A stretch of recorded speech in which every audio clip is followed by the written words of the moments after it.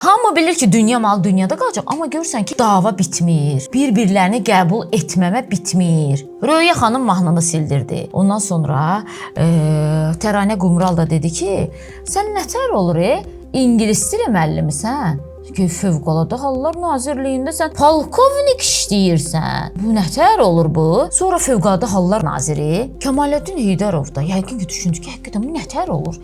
Bir də ki, Röya xanım xaricdə yaşayırsa, bu necə olur ki, Fövqəladə Hallar Nazirliyinin işçisi olur? Bizim Fövqəladə Hallar Nazirliyinin xaricdə bəlkə filialı var. Ola bilər, bəlkə də biz bilmirik. Məsələn, SOCAR-ın görürsünüz ki, xarici filialları var. Məsələn, SOCAR-ın özünün, çünki bugün Azərbaycanın dövlət büdcəsini, bilirsiniz ki, əsas hissəsini təşkil edən məhz o neftdən əldə etdiyimiz gəlirlərdir. Bu bizim iqtisadiyyatımız üçün çox önəmlidir. Amma Fövqəladə Hallar Nazirliyində başqa ölkədə, bir xarici ölkədə müəssisəsinin olması nə qədər ciddidir. Yəni bu məsələyə Fövqəladə Hallar Naziri Kəmaləddin Heydərov da səssiz qalmadı, əmr imzaladı. Əmrə əsasən Fövqəladə Hallar Nazirliyinin sənədlərlə və vətəndaşların müraciətləri ilə iş idarəsində baş məsləhətçi vəzifəsində çalışan Röya Musayeva tutduğu vəzifədən azad olundu.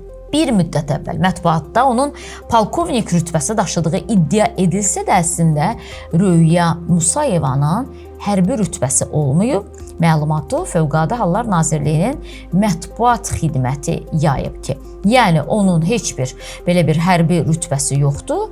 Ona baxmayaraq Fövqəladə Hallar Nazirliyində işləyib, indi orada işləyən təbii ki, hamının hərbi rütbəsi yoxdur ki, bu normal bir şeydir. Və sadəcə bu məsələdə yenə dedim, diqqət çəkən məqam odur ki, necə olur ki, xaricdə yaşayan birisi Fövqəladə Hallar Nazirliyində cənab nazirin imzaladığı son əmrə qədər işdə çalışır və saxlayıblar onu ki, ya burada oturdu işlədi, ya da ki, xaricdə oturdu işlədi.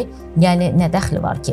Ümid eləyirəm ki, hörmətli Təranə xanım, bu məsələ artıq sizin üçün bağlanacaq. Nə də olmasa o deyir, qadın böyük qüvvədir. Bu məsələdə nazirliyi belə silkələyə bildiniz də siz. Artıq nazir əmr verdi ki, bu xanım işdən azad olunur. İndi də başlayın oxumağa ki, vəzifə sənin, iş sənin, iş mənim, iş heç kimin. Buna da necə deyirlər burada? Belə son qoydunuz.